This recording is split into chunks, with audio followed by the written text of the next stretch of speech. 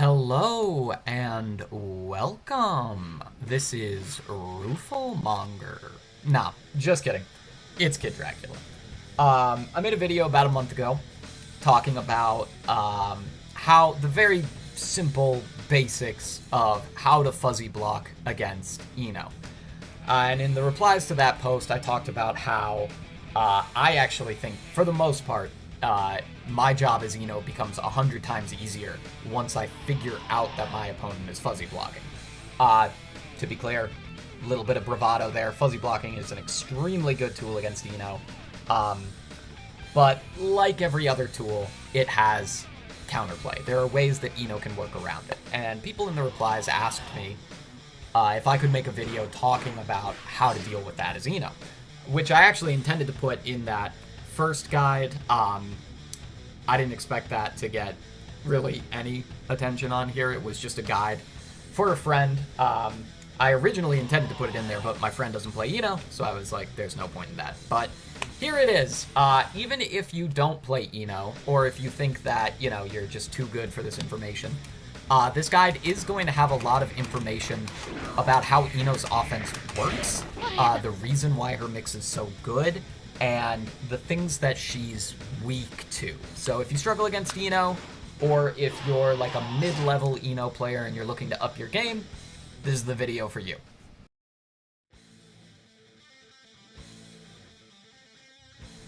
So before we jump into how to beat fuzzy blocking as Eno, we'll just do a quick recap of what fuzzy blocking is. So I've got Kai set up to start fuzzy blocking on Wake Up. So he's going to go from back to down back at regular intervals, or as close to regular intervals as you can get as a human being, right?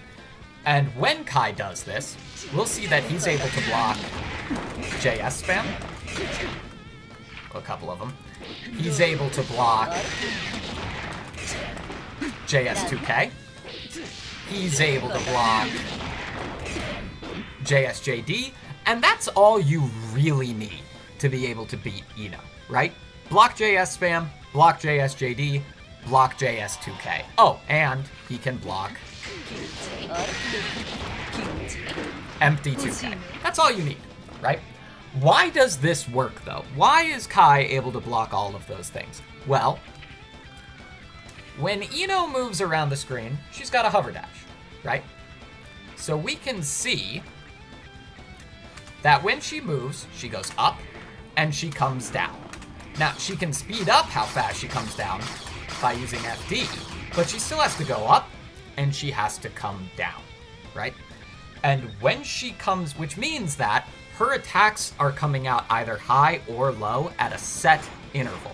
There is, I believe, and you can correct me if I'm wrong on this, but I believe it's an 18-frame gap between JS's. So from the moment Hoverdash starts up to the moment JS comes out, and that's me plinking, right? You can see my inputs there.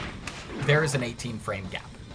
Hoverdash, if you're curious about why that is, Hoverdash has 10 frames of startup before she can act out of it. She can block on frame 4, thanks to a buff they gave her so that she wouldn't keep losing to Chaos. Fucking 9-1. So Hoverdash has 10 frames of startup, and then JS has an additional, I think, 8 frames of startup, right? So all things together, if I want to just go like this, there is going to be an 18-frame gap between both of those. Additionally, there's going to be a gap between JS and 2K, between when the JS hits and when the 2K comes out on the ground. If I want to do empty 2K, there's going to be a gap between when I stop Hoverdashing and when I fall to the ground so that I can put in 2K, and 2K is 6 frames. Finally, for JSJD, I believe JD has 16 frames of startup, so there is a 16-frame gap between JS and JD.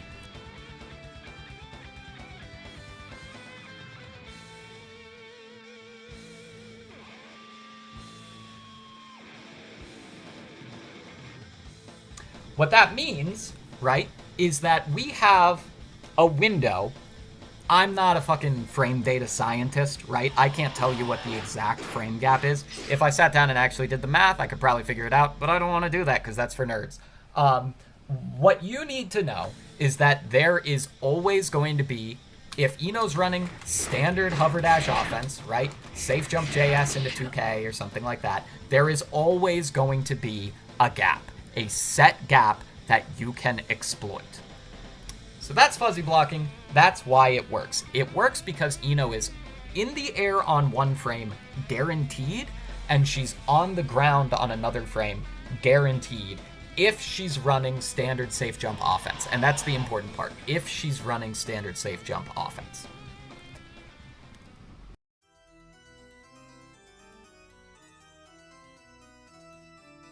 So, as I kind of referenced in that last section, just a really quick disclaimer, these are not safe jump setups. I know a lot of Ino players, they kind of rely on their safe jump setups to Meaty, to make sure that they don't get mashed on. They rely on their safe jump setups to maybe catch backdash with the 2K2D OS. These are not safe jumps. If we want to break fuzzies, there are some that you can safe jump for, but they still have risks associated with them. They maybe offer a little bit less reward. A lot of these setups are going to forego meeting altogether, which opens you up to some risk, and that's okay. The biggest part of playing this character, she's interactable, right? So it's on you to be able to adapt to what your opponent is representing on defense and snuff it out. That means that, and also, if your opponent is mashing on wake up, they're not fuzzy blocking, right?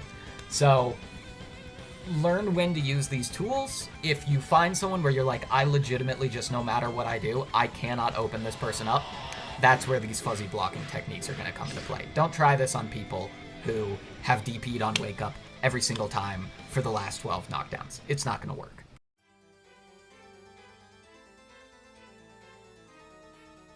With all that out of the way, let's talk about some of the tools Ino can use to actually beat fuzzy blocking. My personal favorite is JD. JD has a little bit of a delay where Ino kind of stalls in the air for a minute, and we can see that if I do a normal backdash and then hover dash forward, I land about where I was before I backdashed, maybe a little bit further forward. So if we start here, right under the D in damage, backdash, hover dash forward, I move a little bit further. But if I do JD, the stall brings me much further forward. So the actual button comes out right about here, which means the attack is coming out on a frame where Ino would normally be on the ground. And in practice, it looks like this. Delay JD, we opened him up. This one's nice because there's a couple of, you get some nice reward off of it. This is a pretty simple combo. You can also do this.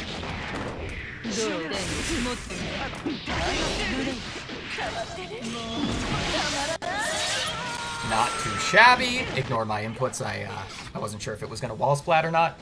Delay JD can also be converted into a safe jump by sacrificing the last JS and doing a 966 air dash instead, which angles Ino's air dash a bit higher. In the corner, you don't even need to spend meter, or even anywhere near the corner. We'll just do a 2K2D knockdown. Boom, beautiful. Delayed JD. This is super strong. Another reason why delayed JD is really good is because it is going to beat wake up, backdash. So if your opponent gets scared, a lot of people wind up backdashing against Ino as soon as they feel slightly threatened. Not gonna work. So what beats delayed JD?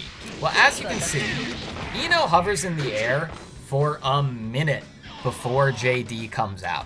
So what's gonna beat this is literally any button.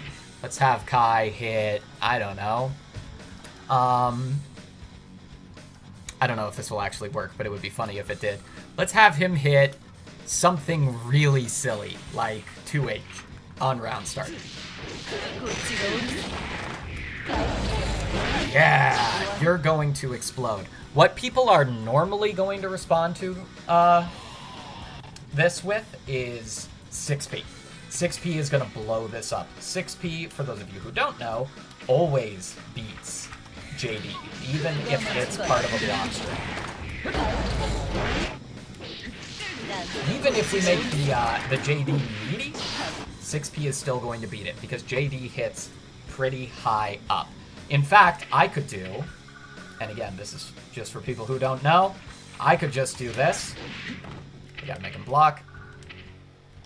I could just do JSJD, and 6P is gonna beat it. That's universal, by the way. So 6P is normally going to be the option that beats delayed JD.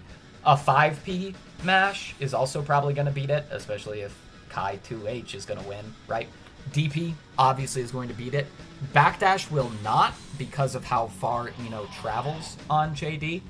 But yeah, at the end of the world, this is not the worst thing that can happen. I would say, if you want a fuzzy break, just keep doing delayed JD until your opponent hits 6P to beat it. And then next time meaty them and go from there.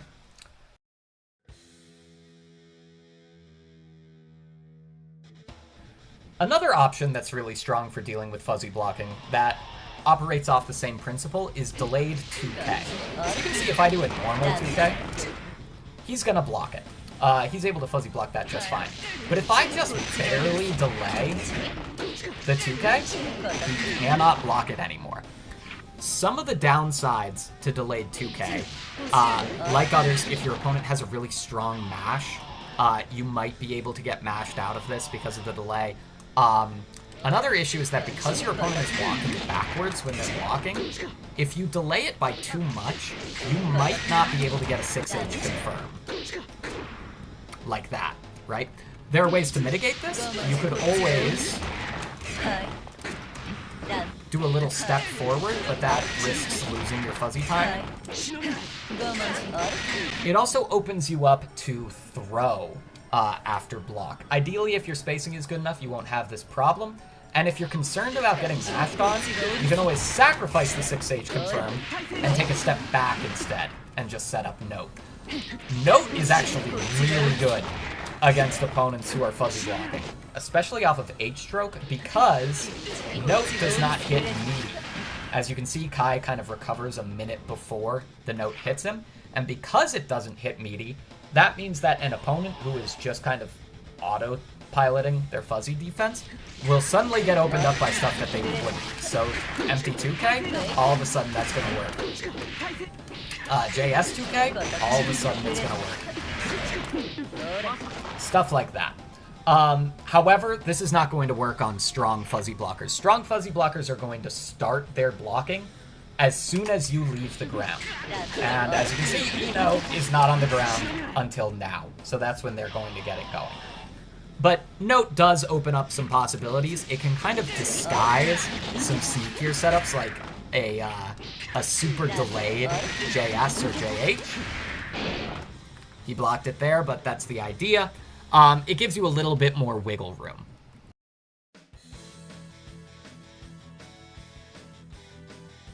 Two quick last addendums that I wanted to add to delayed JD and delayed 2K. You should consider these your primary tools for beating fuzzies, but it's good to know the counterplay. For delayed 2K, one thing that will beat this is fuzzy backdash. Fuzzy backdash does not work so well, obviously, against delayed JD because it'll catch a late backdash. But if we have Kai after block, backdash.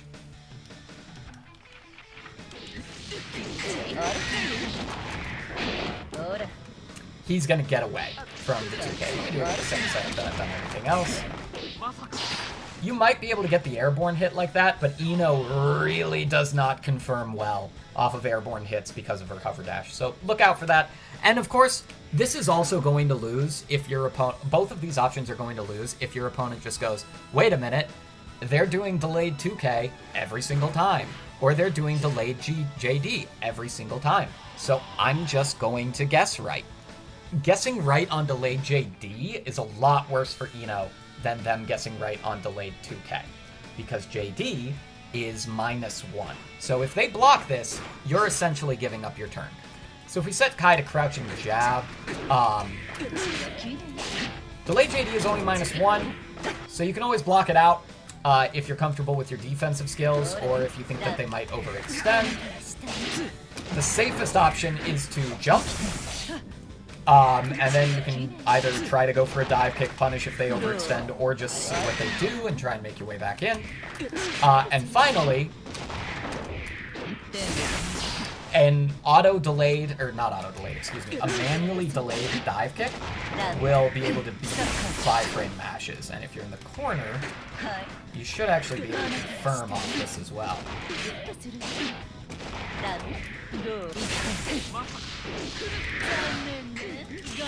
There we go.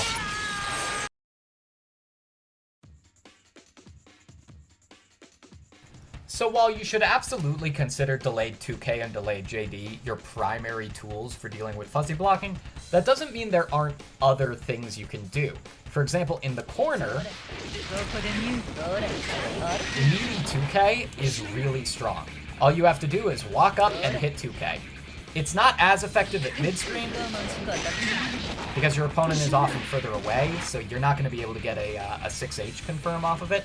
But in the corner, it's really brutal. You can also very easily go into a JS if your opponent is blocking low because they've seen this before. Really strong. Note that the JS is going to be fake, so if they wake up mash, it's going to be walk up JS. However, like we said, at mid-screen, it's a little bit harder to get walk up 2K, and the reward is worse. So what I do, there are a couple of different setups that you can use to auto-time a Meaty 2K. My favorite is that. 2 whiff JHs. Bop, bop, 2K. It hits Meaty, so you do not have to worry about your opponent fuzzy blocking it, because most people are going to fuzzy block high, because Ino hits you high first, right? Another one, same idea, is frame kill JD. You're going to get auto-timed 2K low. There is one major problem with this setup, however, which is that 2K, and this includes the route in the corner, 2K is not a good button to Meaty with. Ino normally doesn't have to worry about this, but if your timing isn't really good, you're going to be vulnerable to wake up throw. It's just not very active, so if you mistime it, you're going to get thrown. If you time it well, though,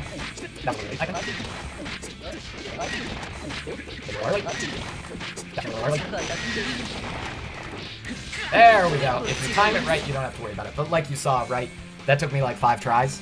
It is not consistent. If your opponent represents wake up throw, don't go for this 2K setup. Another thing that it will lose to is wake up backdash.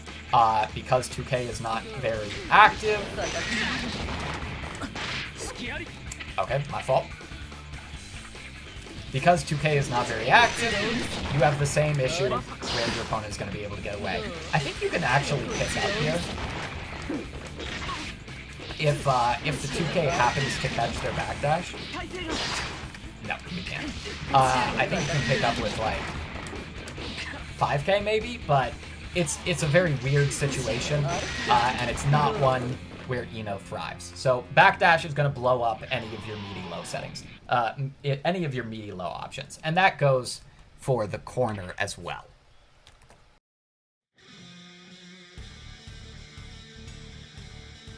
Another option Ino has to deal with fuzzy blocking is a extended Hoverdash into JH or JS. I would recommend JH. This operates off the same principles as the other delays. You're waiting until their fuzzy block changes, and then you're hitting them with JH. One of the reasons that I don't love this is just because, as opposed to delayed JD, the stall on delayed JD makes it very tricky visually. By the time they're reacting to the fact that that's a delayed JD and not Ino falling to the ground, it's too late, and they're already going to get opened up. Conversely, delayed JH, she's just in the air for so long that a really eagle-eyed opponent with good reactions is going to go, hey, wait a minute, they're in the air. And they're going to press a button, or they're going to block high, and all of these things are going to beat it.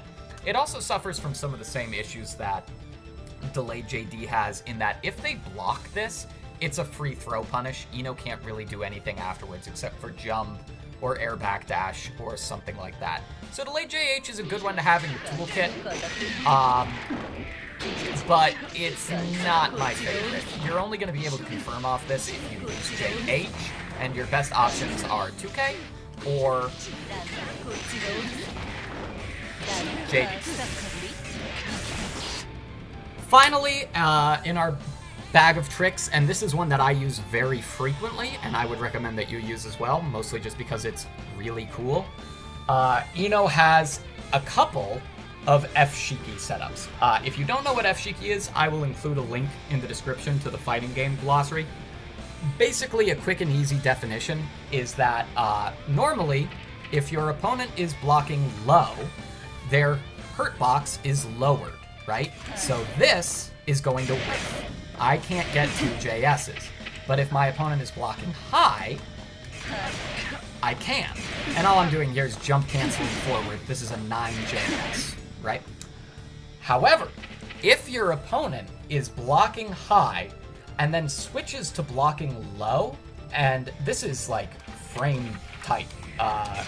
I think there's a, this is gapless, right? So if you do gapless offense and into another overhead, most of Ino's, this isn't gapless, right? There is a 6 people gap here. But if you do a gapless string and your opponent is blocking high and tries to block low, because there's no gap, their model cannot block low. So the game registers that you're trying to block low, but your hurt box is still elevated, and that means you're going to get hit. There are some problems with f.Shiki. I would only use this if you are 100% positive that your opponent is fuzzy blocking, because this is a very bad situation. Ino is in limbo if she goes for this and her opponent blocks it. You can kind of fake this JK coming down, but it's super obviously fake. Anybody who knows how to fight Ino is going to realize that there's a massive fucking gap here. Just hit 5p or 6p. The other problem is that if your opponent blocks this, it's the same situation where Ino has used all of her air options, right? This is an air option, and then the jump is an air option. So if your opponent blocks it, she's hung out to dry. There is nothing she can do.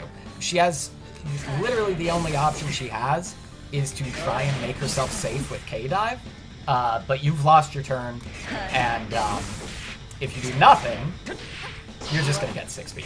I think you can block it, yeah, but really bad situation. You're also susceptible to getting air thrown if your opponent is like really using their brain. So f.Shiki is only going to work on an opponent that isn't blocking. What I would, or that is 100% for sure fuzzy blocking. What I would recommend doing is only doing this when you have meter, even if you are sure, because it is risky. It's very, very risky, but it feels really good to hit. So with meter, you can make it safe. You can, I messed up the combo.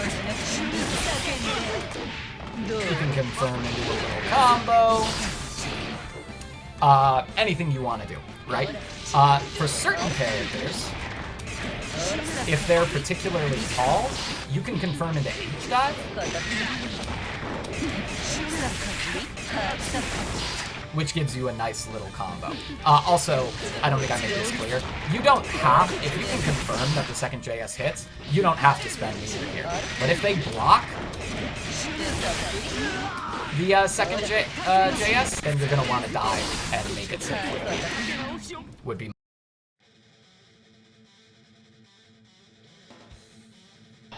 So we've gone over all of Ino's unique tools that she can use to deal with fuzzy blocking. These are the ones that are going to grant you, in a lot of cases, the best reward, the best Oki, the best screen carry, do the best kind of mental damage to your opponent. But there's one that we haven't talked about yet. And that's throw. Throw is going to beat fuzzy blocking universally.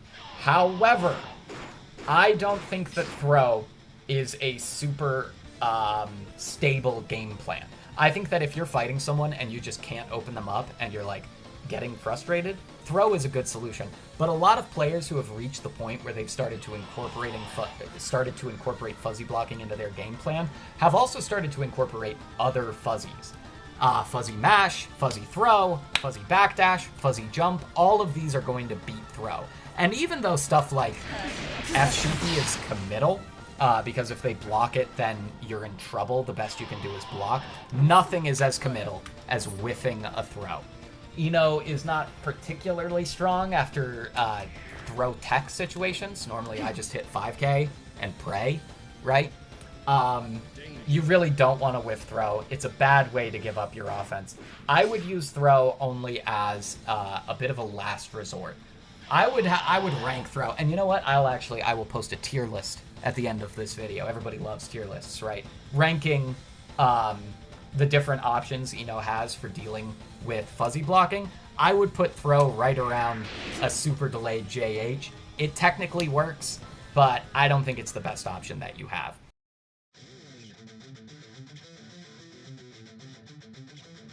So some final closing thoughts. First of all, thank you guys for watching this video. I know that I do not exactly have the polish or panache of some more established video editors. Frankly, I can't be asked to put in the time. This is already like 2 weeks late. I enjoy playing this game much more than I enjoy making content for it, but I also want to share some of the knowledge that I've accumulated playing Eno, so hopefully this is helpful. My last thought before I close out is that I've been doing all of these versions on a bot Kai that I have set up to fuzzy block the way I do, which first of all, I'm not the best fuzzy blocker in the business. So you are going to find that there's not one set way to fuzzy block, right? Some people are going to do it very quickly, and that works for them. Some people are going to be like absolutely clinical about the way that they fuzzy block. So for example, I've noticed that against the people I fight who are like expert level fuzzy blockers, the Meaty 2K setup tends not to work, either because they've recognized it and they're changing their fuzzy block from high-low to low-high, or because there's just something about the timing that makes it ineffective. You'll also run into a lot of people who, for whatever reason, are really good at fuzzy blocking the initial mix-up. So they're really good at blocking JS or blocking 2K, but they don't continue fuzzy blocking afterwards. And against these people, while you can extend with something like delayed JD, frequently it's better to just do 2 JSs and be a little bit more tricky with the way you open them up. Or something like JS. Basically what I'm trying to say is everybody does this a little bit differently. Part of the joy of fighting games is figuring out how, and especially part of the joy of playing Eno, is figuring out how your opponent ticks and then using that against them and punishing them for it really hard. So these are not, you know, it's not a multiple choice test, right? Where you pick the right answer and then you're good. Pay attention to what your opponent's doing, pay attention to what works, what doesn't work. If it doesn't work, don't do it again. But anyway, that's my anti-fuzzy block guide for Eno, and I hope y'all strokers have a good rest of your day.